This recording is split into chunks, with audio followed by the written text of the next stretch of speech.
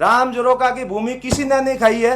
रही बात इसकी, मैं यहाँ पे सारे सबूत दे रहा हूँ। 1974 के अंदर इस जमीन का एसडीएम के द्वारा भूमि रूपांतरण हुआ, बिलानामा जमीन थी, उसको आबादी में कन्वर्ट किया।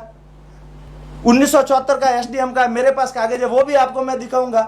जब ये जमीन ही सरकारी जमीन थी, बिलानामा जमीन थी, उससे आबादी में आई, कैसे हो गई राम जरोका की। और 1 मिनट के लिए मान भी लेते हैं राम जरोका की जमीन थी, तो कौन से 8 पट्टे वालों ने वो जमीन खा ली है? कौन सा कब्जा करके बैठे 8 पट्टे वाले? ना उस पर किसी ने कब्जा करा है। 8 पट्टे वालों का पैसा लगा हुआ है सीताराम जी के पास में। आप अगर ऐसे हो तो सीताराम जी से पैसे दिला दो, वो जमीन सुपुर्द कर दी जाएगी। किसी को उस जमीन से कोई लोभ नहीं है।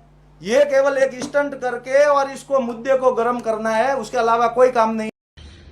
भारतीय जनता पार्टी ने कल प्रेस कॉन्फ्रेंस करके ये कहा कि राम जरोका भूमि पर जो 8 पट्टे बनाए गए हैं वो भूमि राम जरोका की नहीं है।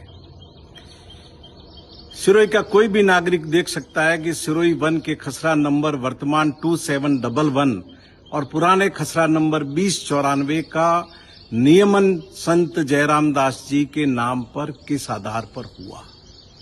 स्वयं जयराम दास जी की अर्जी रिकॉर्ड पर मौजूद है, जिसमें उन्होंने लिख कर के दिया कि हमारे इस भूमि पर पशु खड़े रहते हैं, गाय खड़ी रहती है, हमारे मंदिर के लिए फूल उगाए जाते हैं और इस पर लोग कब्जा करना चाहते हैं, इसलिए इसका नियमन किया जाए।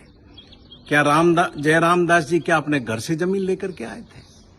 ये जमीन वर्षों से इस मंदिर के अधिकार क्षेत्र में थी और इसी कब्जे के आधार पर इसका नियमन किया गया।